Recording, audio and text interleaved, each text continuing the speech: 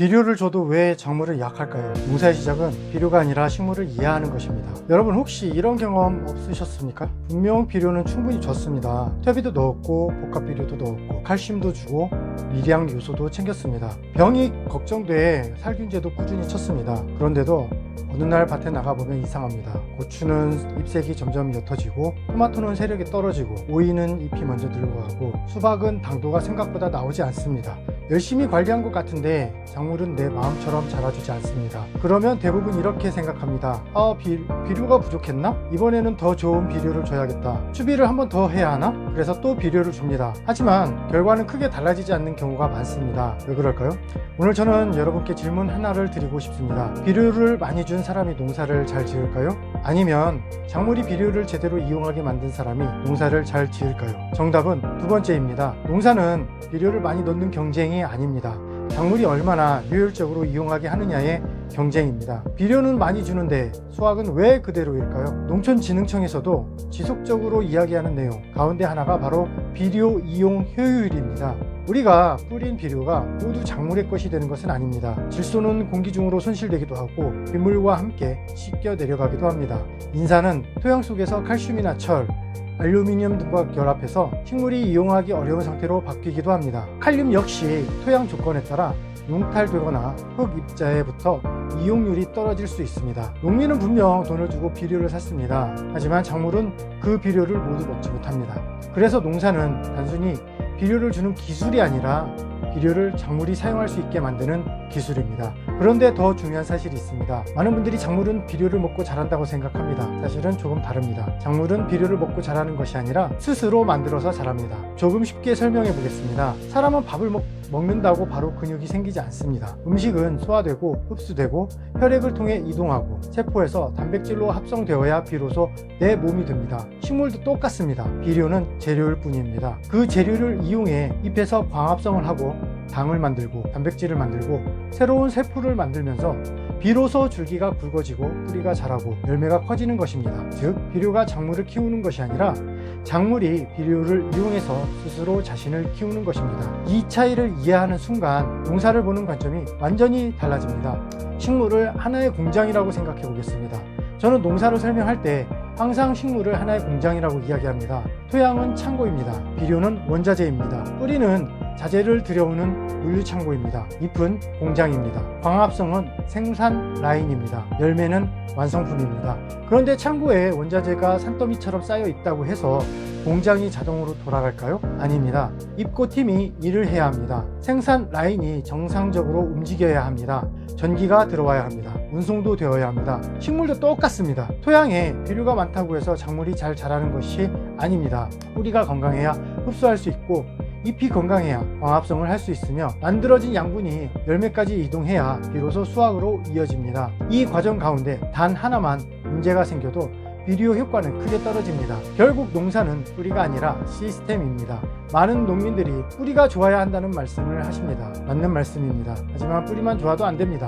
잎도 좋아야 하고 줄기도 튼튼해야 하고 꽃도 건강해야 하고 열매도 양분을 받을 수 있어야 합니다. 즉 농사는 어느 한 가지 영양소가 아니라 모든 영양소가 연결된 하나의 시스템입니다. 그래서 질소만 많이 줘도 안 되고 칼륨만 많이 줘도 안 되며 칼슘만 챙겨도 안 됩니다. 식물이 살아가는 모든 과정이 서로 연결되어 있기 때문입니다. 다음 이야기가 정말 중요합니다. 그렇다면 식물이 살아가는 이 시스템을 움직이는 핵심은 무엇일까요?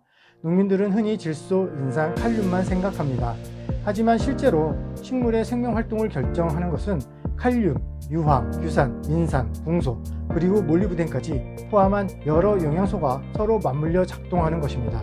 이 6가지는 각각 따로 일하는 것이 아니라 마치 자동차의 엔진, 변속기, 바퀴, 브레이크처럼 하나라도 부족하면 전체 성능이 떨어집니다. 질소를 많이 줬는데 왜 작물은 더 약해질까요? 식물을 움직이는 6개의 엔진 앞에서 말씀드린 것처럼 식물은 비료를 먹고 자라는 것이 아니라 비료를 이용해서 스스로 몸을 만드는 생명체입니다. 그러면 여기서 질문이 하나 생깁니다.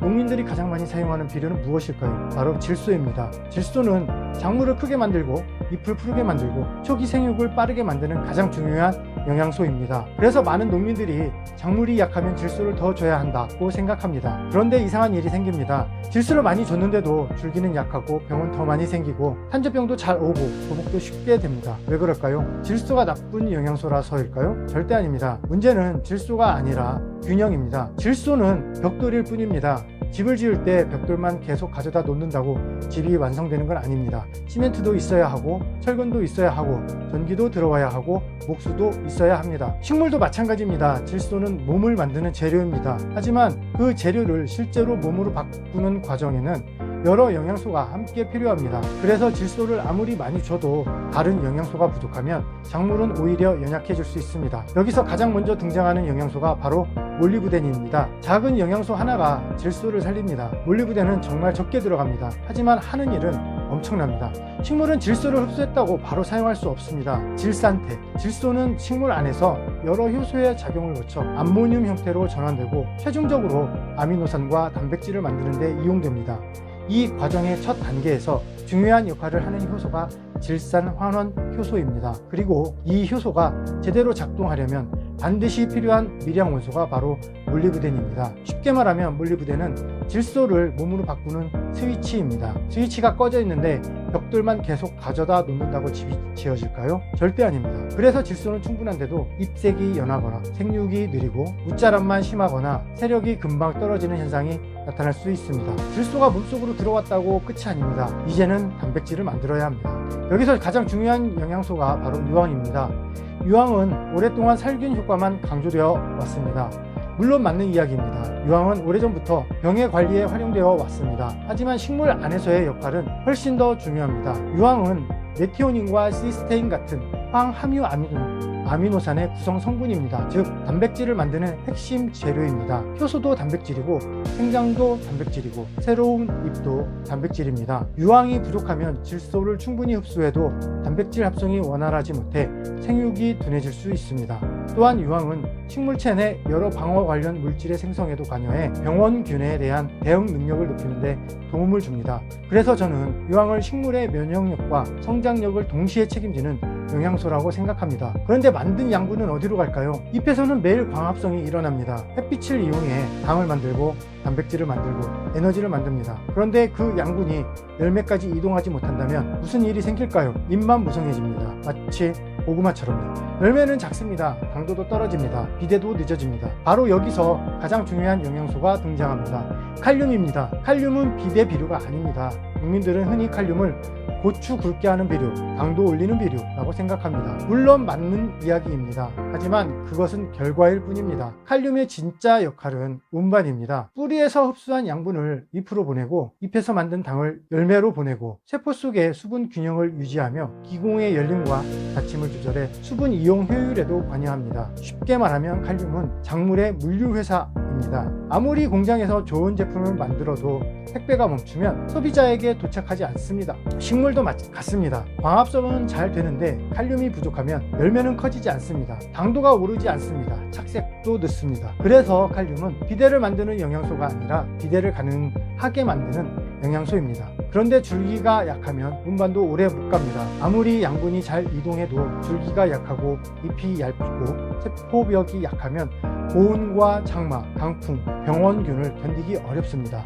여기서 필요한 영양소가 바로 규산입니다. 규산은 식물의 세포벽을 강화해 조직을 단단하게 만드는 데 도움을 줍니다. 줄기가 굵어지고 잎이 빳빳해지고 병원균이 진입하기 어려운 환경을 만드는 데 기여합니다. 그래서 벼에서는 도복을 줄이는 데 활용되고 고추나 오이 같은 작물에서도 강한 생육 기반을 만드는 데 도움이 됩니다. 저는 규산을 식물의 갑옷이라고 표현합니다. 갑옷이 튼튼해야 외부 스트레스를 견딜 수 있기 때문입니다. 지금까지 정리를 하면 몰리브덴은 질소를 제대로 사용하게 만들고 유황은 그 질소를 단백질로 만들며 칼륨은 만들어진 양분을 필요한 곳으로 이동시키고 규산은 그 모든 과정을 견딜 수 있는 튼튼한 몸을 만들어줍니다. 그런데 아직도 중요한 두 가지가 남았습니다. 아무리 몸이 튼튼해도 뿌리가 약하면 시작이 어렵습니다. 아무리 꽃이 많이 펴도 수정이 안 되면 수확은 없습니다. 앞에서 우리는 이미 중요한 이야기를 했습니다. 질소는 재료이고 몰리브덴은 그 재료를 몸으로 바꾸는 스위치이며 유황은 단백질을 만들고 칼륨은 그 양분을 이동시키고 규산은 작물을 보호하는 갑옷 역할을 한다는 것을 말씀드렸습니다. 그렇다면 이제 남은 질문은 하나입니다. 이 모든 과정은 어디서 시작되는가? 그리고 왜 어떤 밭은 시작부터 약하고 어떤 밭은 끝까지 힘이 유지되는가? 그 해답은 뿌리에 있습니다. 인산은 뿌리의 엔진입니다. 많은 농민들이 인산을 뿌리 비료라고 알고 있습니다. 맞는 말입니다. 하지만 정확히 말하면 인산은 단순한 뿌리 비료가 아니라 에너지 비료입니다. 식물은 스스로 움직이지 못합니다. 하지만 모든 생리작용에는 에너지가 필요합니다. 그 에너지가 바로 기입니다. 그리고 ATP를 만드는 데 핵심적으로 필요한 것이 인산입니다. 즉 인산이 부족하면 뿌리가 자라지 못하고 새순이 나오지 못하고 꽃눈이 제대로 형성되지 않습니다. 쉽게 말하면 인산은 식물의 시동 버튼입니다. 시동이 걸리지 않으면 아무리 좋은 환경이어도 아무 일도 시작되지 않습니다. 그래서 초기 생육에서 인산이 부족하면 나중에 아무리 좋은 비료를 줘도 기반 자체가 약한 상태가 됩니다. 그런데 꽃이 피어도 문제가 생깁니다. 많은 농민들이 이런 경험을 합니다. 꽃은 많이 피었는데 열매가 안 붙습니다. 또는 꽃은 붙었는데 초기에 떨어집니다. 이 문제의 핵심은 대부분 붕소입니다. 붕소는 아주 작은 미량 요소입니다. 하지만 역할은 매우 중요합니다. 붕소는 꽃가루가 제대로 발화하고 화분관이 자라서 수정이 정상적으로 이루어지도록 돕는 역할을 합니다. 즉 붕소는 꽃을 열매로 연결하는 다리입니다. 다리가 끊어지면 아무리 꽃이 많아도 결과는 열매 부족입니다. 그래서 붕소가 부족하면 낙화가 많아지고 착과율이 떨어지고 기형과가 생기기 쉽습니다. 이제 전체를 연결해 보겠습니다. 지금까지 나온 6가지 핵심 영양소를 다시 정리해보면 다음과 같습니다.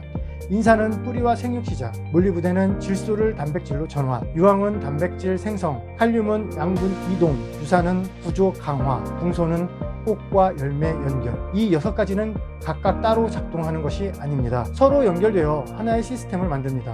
하나라도 빠지면 시스템은 무너집니다. 예를 들어 보겠습니다. 인산이 부족하면 시작이 약합니다. 몰리브덴이 부족하면 질소를 제대로 쓰지 못합니다. 유황이 부족하면 단백질이 만들어지지 않습니다. 칼륨이 부족하면 만들어진 양분이 이동하지 못합니다. 규산이 부족하면 외부 스트레스에 쉽게 무너집니다. 붕소가 부족하면 꽃이 열매로 이어지지 않습니다. 결국 중요한 것은 하나입니다. 무엇이 부족한가가 아니라 전체 시스템이 연결되어 있는가입니다. 그래서 농사는 균형입니다. 많은 농민들이 이렇게 말씀하십니다. 요즘은 좋은 비료가 너무 많아서 뭘 써야 할지 모르겠다. 맞는 말입니다. 하지만 중요한 기준은 하나입니다. 성분의 개수가 아니라 성분 간의 연결 구조입니다. 여기서 가리왕이 의미를 갖습니다. 가리왕은 단순히 한 가지 영양소를 공급하는 제품이 아닙니다. 칼륨 중심으로 양분 이동을 돕고, 유황으로 단백질 형성을 지원하며, 유산으로 작물의 구조를 강화하고, 인산으로 뿌리 활력을 돕고, 붕소로 착과를 안정시키며, 몰리브덴으로 질소 이온 효율까지 보완하는 작물 생리 시스템 중심의 관리 개념입니다. 중요한 것은 제품 자체가 아니라 이 성분들이 동시에 작물 생리 흐름 안에서 작동하도록 만드는 것입니다. 이런 구조는 특정 시기에만 쓰는 것이 아니라 작물의 생육 전체 흐름에 사용됩니다. 초기에는 인산 중심으로 뿌리 형성, 생육기에는 질소 활용과 유황 몰리브덴 중심 성장, 생장 안정기에는 칼륨으로 이동과 품질 확보, 외부 스트레스 시기에는 규산으로 보호, 개화기에는 붕소로 착과 안정. 즉, 한 번의 처방이 아니라 생육 전체를 관리하는 구조입니다. 농사는 결국 단순합니다. 비료를 많이 주는 것이 아니라 작물이 제대로 사용할 수 있는 환경을 만들어주는 것입니다. 그리고 핵심은 6가지입니다. 시작을 여는 인산, 질소를 활용한 몰리브덴, 몸을 만드는 유황, 이동을 담당하는 칼륨, 보호를 담당하는 규산, 수확을 완성하는 붕소. 이 6가지가 연결될 때 비로소 작물은 안정적으로 자라고 병에 강해지고 수확량과 품질이 동시에 올라갑니다.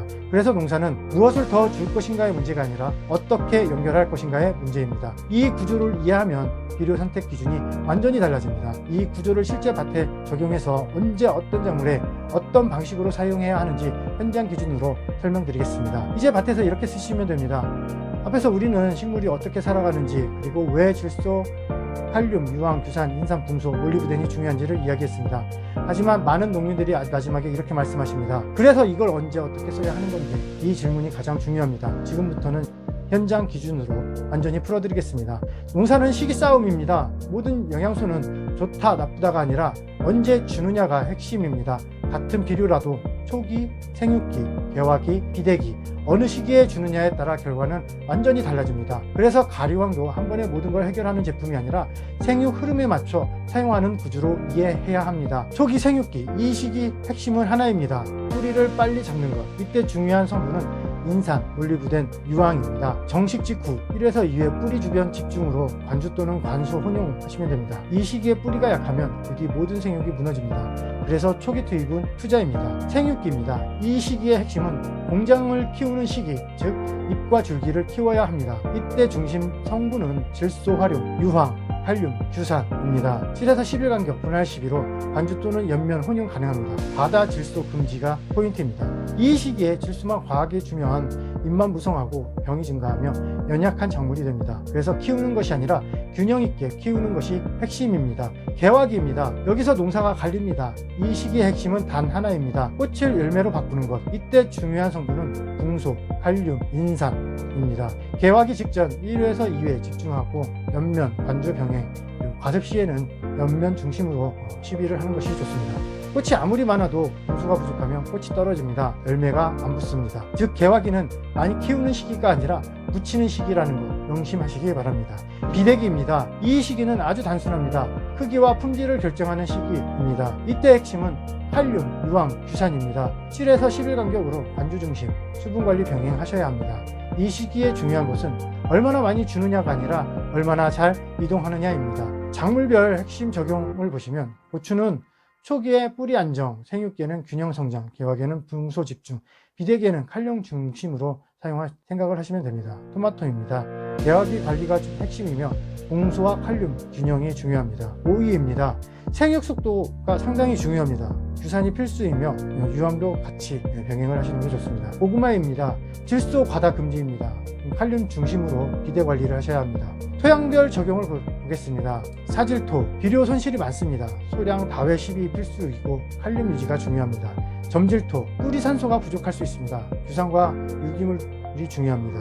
뿌리 활성 우선시 됩니다. 가장 중요한 핵심 한 줄은 농사는 결국 하나입니다. 비료를 주는 기술이 아니라 작물이 쓰게 만드는 기술이다 이라는 것입니다. 그래서 지금까지 설명한 모든 과정은 하나로 연결됩니다. 인산은 시작, 올리브대는 질소 활용, 유황은 단백질 형성, 칼륨은 이동, 규산은 보호, 붕소는 결실. 이 흐름을 하나로 관리하는 것이 핵심입니다. 그렇다면 가리왕은 무엇인가? 가리왕은 단순한 단일 비료가 아닙니다.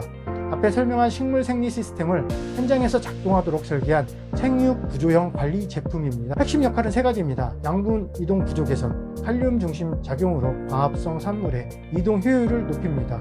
질소 활용 구조 보완, 몰리브덴과 유황 작용을 통해 질소가 단백질로 전환되는 과정을 돕습니다. 생육 전체 균형 유지, 인산, 규산, 붕소 흐름을 함께 고려하여 초기부터 결실까지 연결된 생육 구조를 유지합니다. 즉 가리왕은 한 가지 영향을 주는 제품이 아니라 작물이 영양을 제대로 쓰게 만드는 구조 보완 시스템입니다. 가리왕은 단순히 한 성분이 아니라 이 흐름을 현장 기준으로 맞추기 위한 생육 구조형 관리 개념입니다. 농사는 어렵지 않습니다. 하지만 단순하지도 않습니다. 핵심은 단 하나입니다. 비료를 얼마나 줬는가가 아니라 작물이 얼마나 사용할 수 있었는가입니다. 이 관점이 바뀌면 농사가 달라집니다. 이제 여러분은 비료를 볼 때 단순히 성분표를 보는 것이 아니라 이게 언제 쓰이는지, 작물의 어느 단계에 필요한지, 전체 시스템에서 어떤 역할인지 이 기준으로 보게 될 것입니다. 그 순간부터 농사는 달라집니다. 지금까지 내용이 도움이 되셨다면 구독과 좋아요 부탁드리겠습니다. 감사합니다.